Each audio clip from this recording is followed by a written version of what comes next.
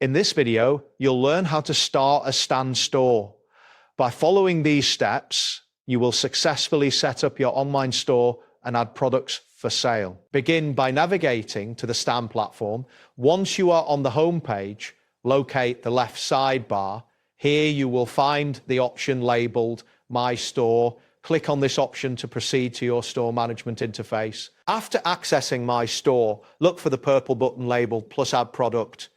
This is your gateway to adding products to your store. Click on this button and you will be directed to a new screen where you can create your product listing. On the product creation page, you will need to enter several details. Start by filling in your product name in the designated field. Next, provide a description that explains what the product is about. Then set a price for your product. Finally, add any relevant content or images that will enhance your product listing. Once all the information is complete, make sure to save the product by clicking the Save button.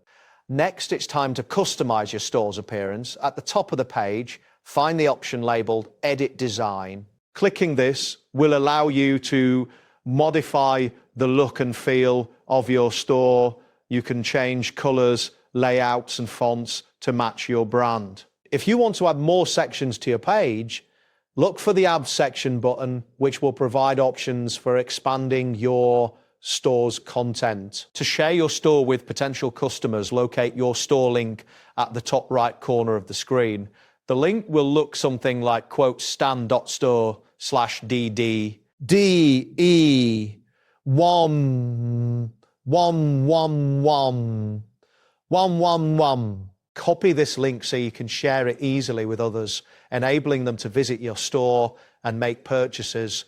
Finally, to track your store's performance, refer to the sidebar once more. Here, you will find several options. Click on Income to view your earnings. Select Analytics to check the number of visits and leads your store has received. Additionally, the customers section will allow you to see the buyers and their email addresses, helping you understand your audience better. That wraps up today's guide. Thanks for watching and catch you in the next tutorial.